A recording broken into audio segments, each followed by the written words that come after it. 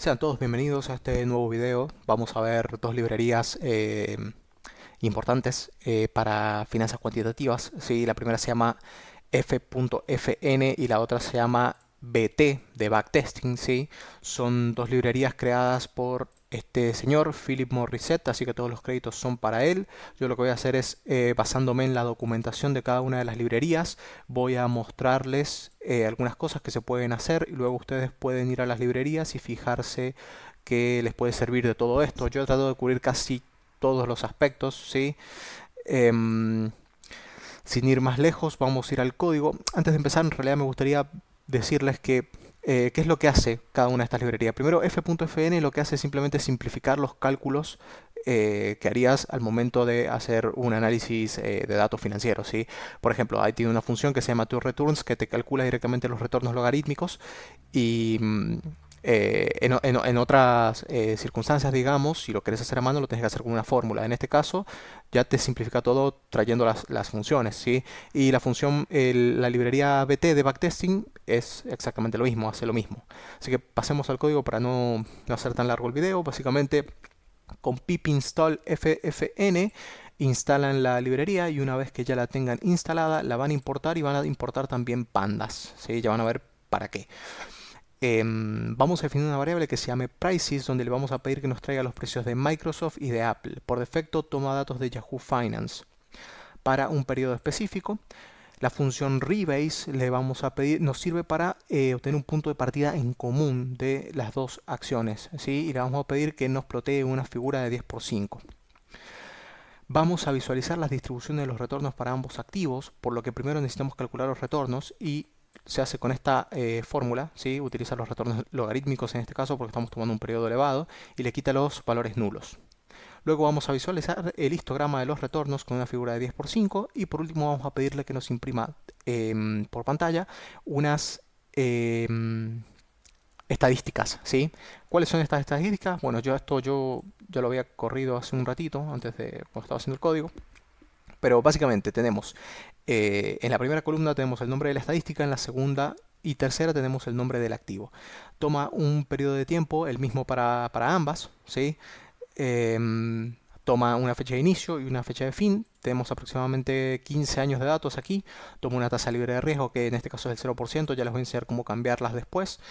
Y toma, bueno, tenemos el retorno. Esto es para una estrategia buy and hold, ¿sí? Una estrategia de comprar y mantener. Si hubiésemos mantenido la acción por 14, 15 años, tendríamos este retorno para Apple y este retorno para Microsoft.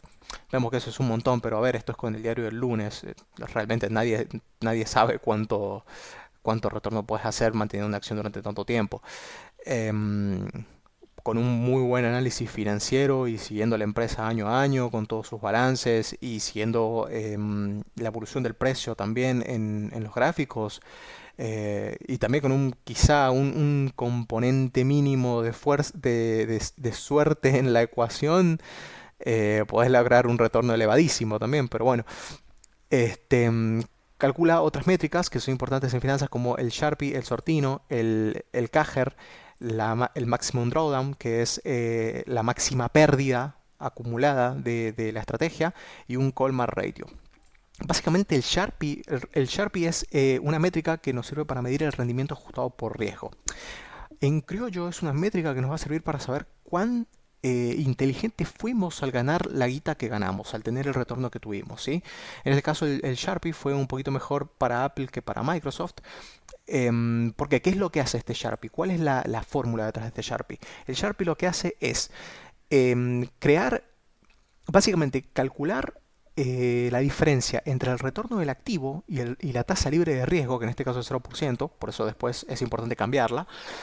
em, es la diferencia entre el retorno del activo, el retorno de la tasa libre de riesgo sobre la desviación estándar, ¿sí? Del activo.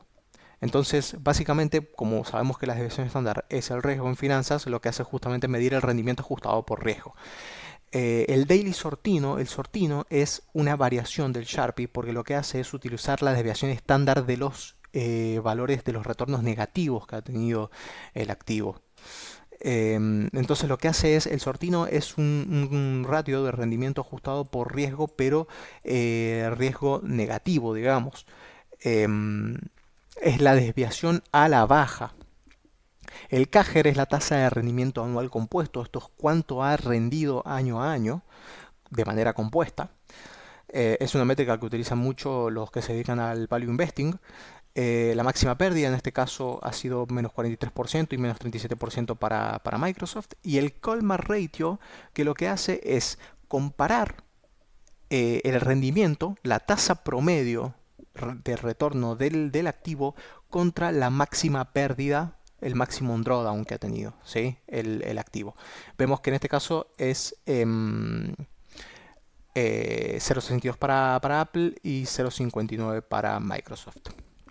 Por último tenemos cómo ha rendido el activo en una cierta cantidad de periodos, 3 meses, 6 meses, year to date, ¿sí? Año hasta la fecha, 1 año, 3 años, 5 años, etc. Y por último los promedios. Average upside por mes y un average down por mes también. Porcentaje de ganancias anuales y porcentajes de ganancias, bueno, también en 12 meses. Hay una pequeña variación. Debería ser igual, pero hay una pequeña variación. Antes de seguir, me gustaría decirles que acá en el repositorio de Philip, ustedes van al repositorio de FFN y se fijan en esta carpeta, van a tener cómo está calculada cada una de las funciones que utiliza la librería. Y esto es importante. ¿Por qué? Porque en este caso yo me fijo que acá tiene un parámetro que se llama RF igual a 0.0. Eso quiere decir que él por default ha seteado la tasa libre de riesgo en un 0%. Ya les voy a mostrar una función que sirve para calcular, para setear una tasa de libre de riesgo que nosotros queramos. Entonces, esto siempre es importante visualizarlo para ver cómo están calculadas las cosas. Esto, bueno, sigamos mirando acá. Y por último, el gráfico, bueno, nos plotea cómo ha sido la equity curve, digamos, o el rendimiento de los movimientos de Apple y de Microsoft y cuáles han sido los retornos, la distribución de los retornos, ¿sí? Vemos que en este caso no hay colas largas, ¿sí? No hay colas gordas, digamos, así que básicamente todos los retornos se han contenido entre el menos 0,05% y el 5%, ¿sí? Es lo que en finanzas se conoce como el supuesto de normalidad de los retornos. Luego, con otra función que se llama Prices to Drawdown Series, podemos ver el drawdown que ha tenido cada acción para Apple y para Microsoft en 15 años de datos, ¿sí? Vemos que la peor ha estado para Microsoft aquí y la peor ha estado para Apple en este caso, ¿sí? Que ha caído, que vimos que más arriba, que había caído un menos 43,80% como pérdida máxima. Otras funciones datos, básicas, perdón, son las que ya habíamos usado anteriormente, solo que acá le agregamos un poco algunos otros activos, ¿sí? Utiliza la función get para traer los activos, traer los datos. Visualizamos el open, high, el low y el close. Para manipular los retornos logarítmicos, en este caso, esa calcula los retornos logarítmicos y la de arriba calcula los retornos simples, ¿sí? Esta es para los retornos simples. No sé, no me acuerdo si se los había dicho, pero se los dejo. Retornos simples. Y la que se llama log returns, bueno, retornos logarítmicos. ¿Para qué sirve uno a la otra? Bueno, los retornos logarítmicos son mejores para visualizar datos en un periodo de tiempo mucho más largo. La función histograma, que ya la habíamos visto, ahora para todos los activos, ¿sí? Y estas son más interesantes. La función correlación nos permite calcular la correlación entre los activos. Esto no le dimos correr.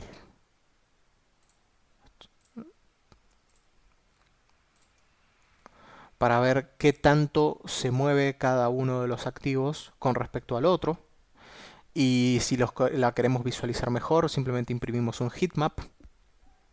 Todas estas son funciones que trae directamente la librería. Y después tenemos las métricas de rendimiento que habíamos visto más arriba, solo que acá lo que tenemos es una equity progression, que sería básicamente la progresión, digamos, que ha tenido el rendimiento de cada uno de los activos. Por último, con la función .stats calculamos, nos imprime un data frame directamente con todas y cada una de las métricas que tiene cada activo, ¿sí? Pido perdón nuevamente si el perro está ladrando. Digo nuevamente porque del video anterior también ladraba. Y aquí nos imprime cada una de las métricas que tiene la librería. Vemos que incluso hay algunas funciones estadísticas que no están incluidas en el reporte inicial.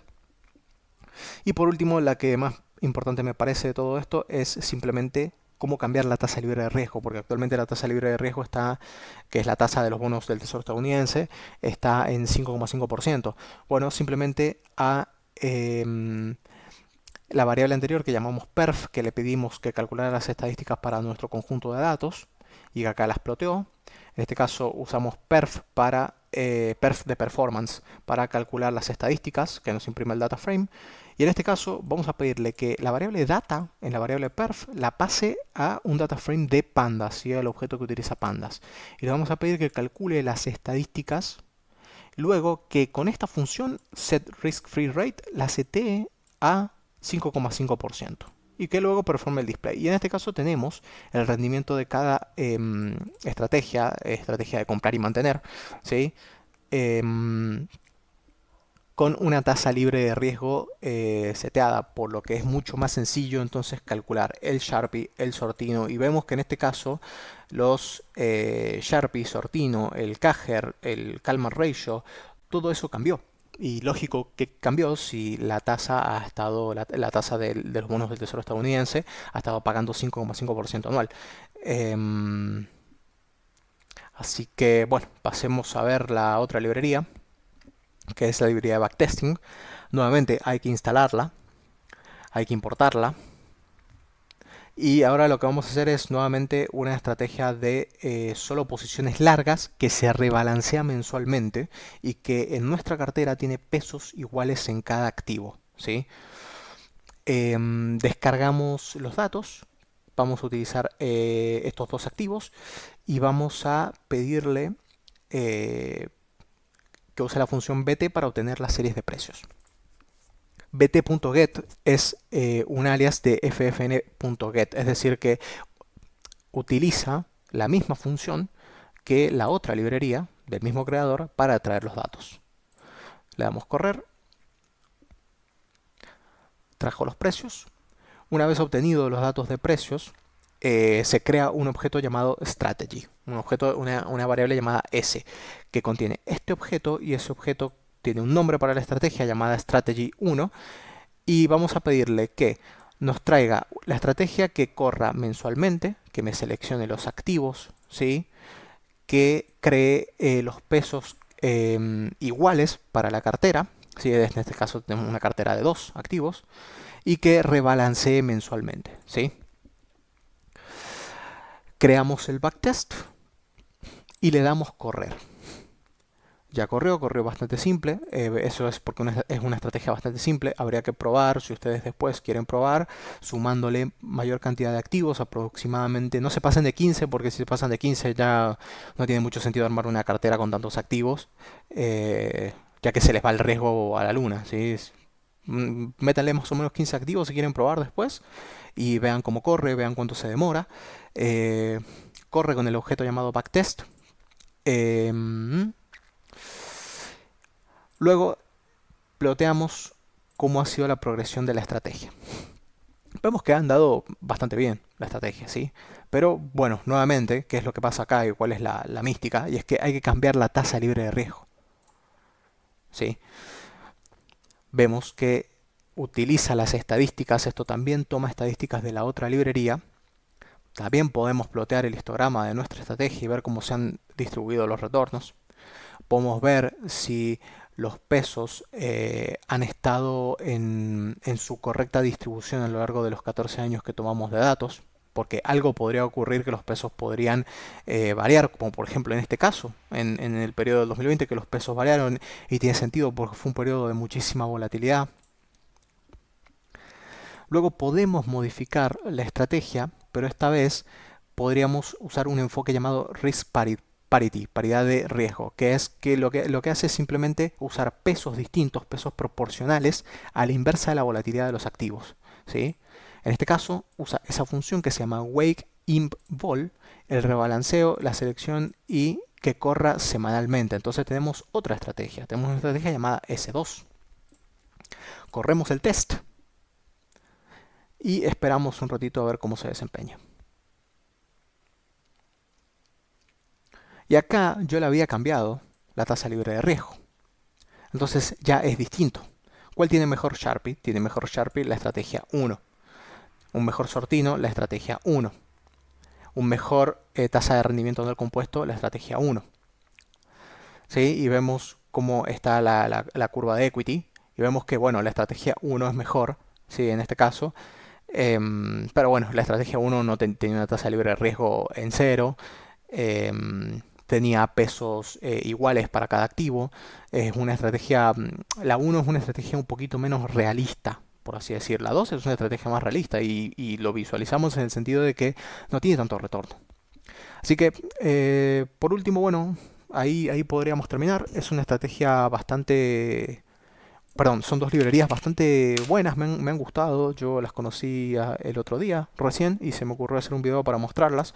Nuevamente todos los créditos a, mm, a Philip, ¿sí? Que tiene sus respectivas documentaciones aquí. No, acá no.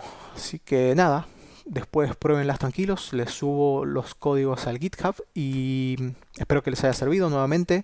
Como dije en el video anterior, visiten la página de Optima, optimafinancials.com, visiten optimalearning.site, si hay algo que Gabriel y yo les podamos dar una mano, los podamos ayudar, tanto del lado del análisis de datos como del lado de la creación de estrategias para operar la bolsa, o si simplemente quieren contactarnos por algún tipo de asesoría específica, lo pueden hacer tranquilamente. Mándenos un mail. Les dejo los links en la descripción. Cualquier cosita, simplemente me avisan. Espero que les haya servido. Nos vemos la próxima.